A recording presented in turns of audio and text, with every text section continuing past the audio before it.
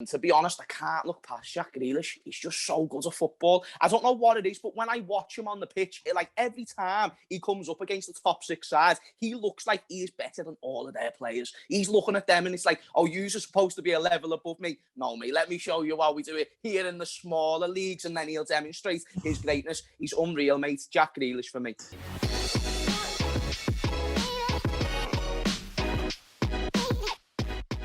What is happening, everyone, and welcome to 888 Sport. Today we are going to be talking about who is the player of the season so far. I think there are a lot of players who have covered themselves in glory, and we're going to break it down and come up with one person by the end of this video. Please comment below. Let us know who you think has been player of the year so far. To be honest, my number one is, and it might be an obvious pick, but I think Jack Grealish has been absolutely outstanding this season.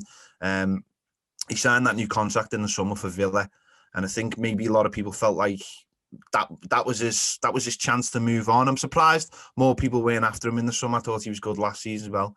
But this season, with the people they've put around him, and I think that's the best thing what Villa have done as well. They didn't just go, well, we've got one good star. They've put a good few players around him. I think Ross Barkley's shone around him as well. And I think he's been outstanding. I think he's England's most outstanding midfielder at the moment. And I can't wait to see what he does in the Euros, because I really do think he can. You know, I'm old enough to remember 1990. I'm old enough to remember what Paul Gascoigne did in the World Cup and the impact he had for football as a whole, and how it ignited that passion around the country for football again after a decade where, you know, we're coming out of hooliganism and things like that. And I hope Jack Grealish does that in the summer. You know, I'm not the biggest England fan, but I think it's what football needs, certainly after an end of a season where we haven't had fans in the ground. I think it'd be great to have someone who reignites the passion of football in this country, and I think Jack Grealish can do that.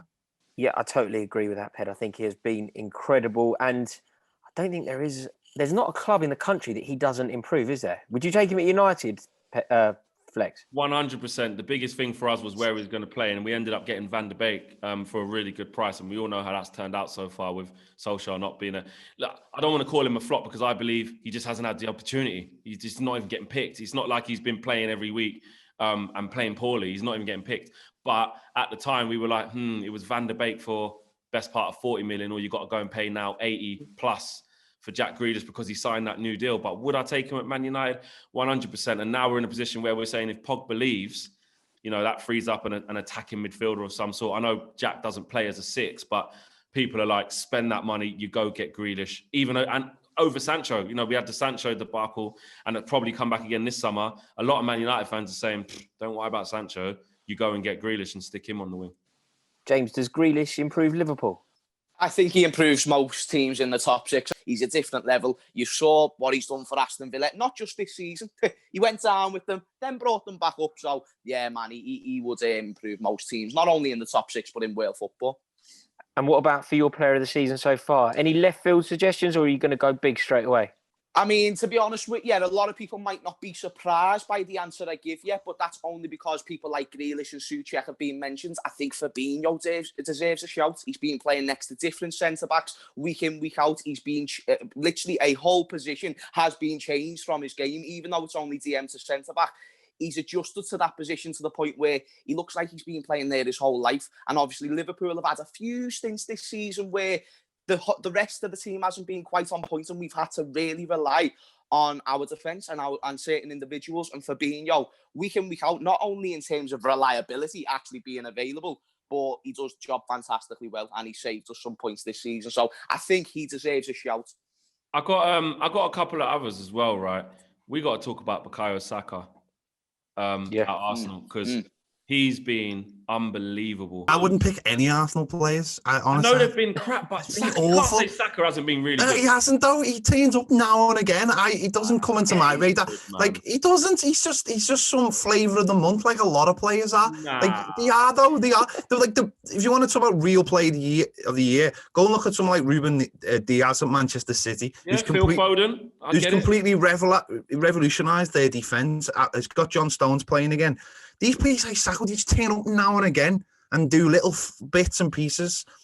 They're not. You can't really put them into the category of play. Like Phil Foden, you mentioned it, top goal scorer at Manchester City with all the talent. He's someone you talk about. But my shout is going to be, I'm going for John Stones. I think that he has found form that nobody anticipated. Nobody thought that he was capable of rediscovering himself. I think Pep Guardiola deserves some credit here because John Stones has reimagined his whole career this season.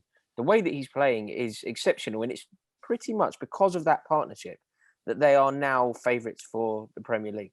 Nobody expected it. Nobody. From an Everton perspective, Pete, like what are you looking at it like? I'm not surprised. I always knew this player was in there. I always knew he was there. Always knew he was there. Honestly, he has the ability. He is an amazing footballer. The worst thing that ever happened to him was Roberto Martinez filling his head with this idea that he was like Roberto Martinez built him up to literally play for Pep Guardiola. He was never playing to play for Everton. He was playing to play for Manchester City or Barcelona. And it was. I remember a game when we played at Newcastle. I think we won 1-0 and up at Newcastle. And there was an image of John Stones coming off with a bandaged head, like Terry Butcher. Like you don't think of like John Stones like that, but that's how we remembered them at the time. Like a lad who was so good at football, but also would stick his head in and would do the dirty work, and then suddenly he started doing Cruyff turns in his own box but the mistakes weren't. No one ever said anything about the mistakes because it was like, oh no, it's okay. We're getting all the rough edges off him for Manchester City. But the problem was when he went to Manchester City, he was still doing that kind of stuff, still trying to do Cruyff turns and all this kind of stuff. He'd forgotten that defensive ability that he always had. And this is a kid who came from Barnsley, for God's sake, you know what I mean, in the Championship. I think what's happened this season is he's rediscovered. The penny's dropped. I think he's in the last year of his contract, I think, or he's only got like 18 months left. And I think the penny suddenly dropped that he is England's best centre-back by a mile.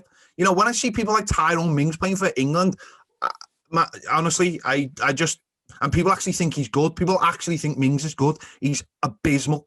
And when you've got people like John Stones walking the streets and people are not giving him credit. I'm with you on that. So John Stones and Diaz, next to Diaz has been incredible. He's been, the replacement they've needed since Company left. That's where City went completely wrong. They didn't buy someone like the year before. I think that's what all good clubs do. They buy the year before. They need that player. Laporte might even get in. Yeah. So John Stones, no surprise to me. It's just been a surprise that he found it this late. He should have been doing this for the last 2 or 3 years. James, I'm going to push you first. We've explored it all the way. Your shout for Fabinho is excellent, but who ultimately gets your vote here? The man who ultimately gets my vote in this situation, to be honest, I can't look past Jack Grealish. He's just so good at football. I don't know what it is, but when I watch him on the pitch, every time he comes up against the top 6 sides, he looks like he is better than all of their players. He's looking at them and it's like, oh, you're supposed to be a level above me. No, mate, let me show you how we do it here in the smaller leagues, and then he'll demonstrate his greatness. He's unreal, mate. Jack Grealish for me. Ped, are you going for Grealish? That was your initial shout. Yeah, I'm going for Grealish, but let me just throw in 2 names very, very quickly because I think that we should be embarrassed we haven't mentioned Bruno Fernandes and Kevin De Bruyne. I'm just throwing them in, but it's Jack Grealish. I think, to be fair, Rory, where you thought we might fight it out, I think we got a unanimous decision because I agree, man. Jack Grealish, when James is saying like, when he plays against your team, you are scared. Yeah. Like when he played against us this year at Old Trafford, or last year he stuck one in the top corner and went sliding into the Stretford end. This season, he got an assist, and every time he got the ball, something happened. You're thinking, get him off the ball, bring him down, bring it. And he's the most foul player in the league, no? Yeah. He is, you can't get the ball off him. He is so good at drawing fouls. And he has this temperament that I really like as well. Some people call it arrogance and stuff like that and always moaning. He usually ends up getting himself a yellow card from just going, I'm getting fouled so much here. Like he just gets annoyed. But I love it. I love everything about him. I love that he has his socks down and he's good enough to play with his socks down. He makes a statement. His hair is just perfect. He just flicks it back. He's just listen, I'm talking about him like he's my player because I want him at Man United. He is sick and he is the player of the season so far. Wow. And I agree, which means that it's a first for us ever on 888 Sport. That there is a unanimous agreement amongst us all. So now we need to put it over to you in the comments. Thank you so much for watching this video. We hope you enjoyed it. Please click subscribe if you haven't already and comment. Let us know who you think should be player of the year so far this season. And we will see you all on the next video.